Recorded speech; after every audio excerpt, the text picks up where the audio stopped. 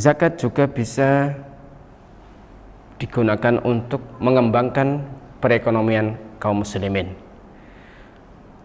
Karena dengan pembayaran zakat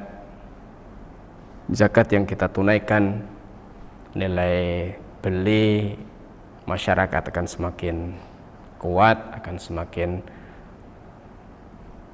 kokoh, akan semakin akan semakin solid, sehingga bisa mendorong roda perekonomian kaum muslimin dan mengembangkannya. Ini akan semakin klop kalau kaum muslimin juga membuat produk-produk itu, sehingga perjalanan ekonomi bisa berputar di antara kaum muslimin. Ya, produknya kaum muslimin, yang membeli kaum muslimin. Nah, zakat merupakan salah satu hal yang tepat untuk bisa menggerakkan dan mengembangkan perekonomian kaum muslimin. Terus yang terakhir, tujuan dari disyariatkannya zakat adalah sebagai bentuk dakwah kepada Allah Subhanahu wa taala, seruan untuk menuju kepada Allah Subhanahu wa taala.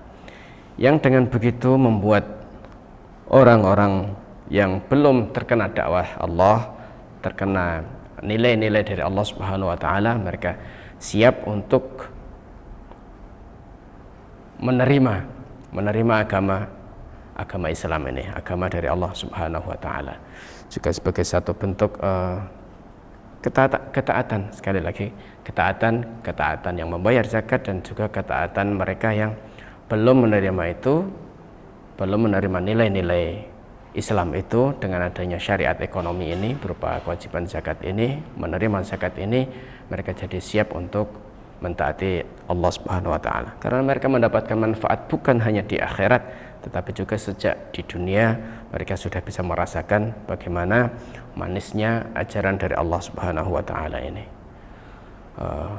Itu barangkali yang bisa saya sampaikan terkait dengan kelompok-kelompok khusus, kelompok-kelompok spesifik yang berhak menerima zakat. Semoga itu menambah kesadaran kita dalam mengeluarkan zakat kita, bahwa zakat itu semata-mata kita lakukan pertama kali adalah karena memang kita beribadah kepada Allah Subhanahu wa taala, semata-mata sebagai bentuk ketaatan kita kepada Allah Subhanahu wa taala. Manfaatnya yang pertama kali adalah kembali kepada diri kita. Bahkan para ulama itu menyebutkan orang kaya itu lebih membutuhkan orang miskin daripada orang miskin membutuhkan orang kaya. Kenapa? Karena orang kaya itu berkewajiban memberikan hartanya, menginfakkan hartanya kepada orang miskin.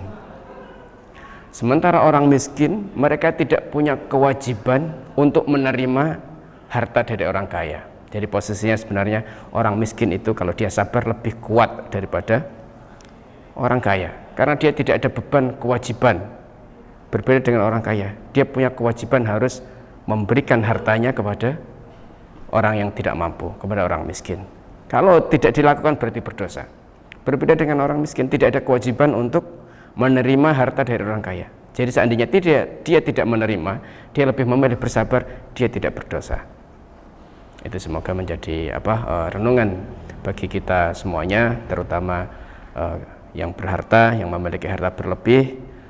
Manfaatkan bahwa kita lebih membutuhkan orang miskin daripada orang miskin membutuhkan kita, berdasarkan syariat dari Allah Subhanahu wa taala.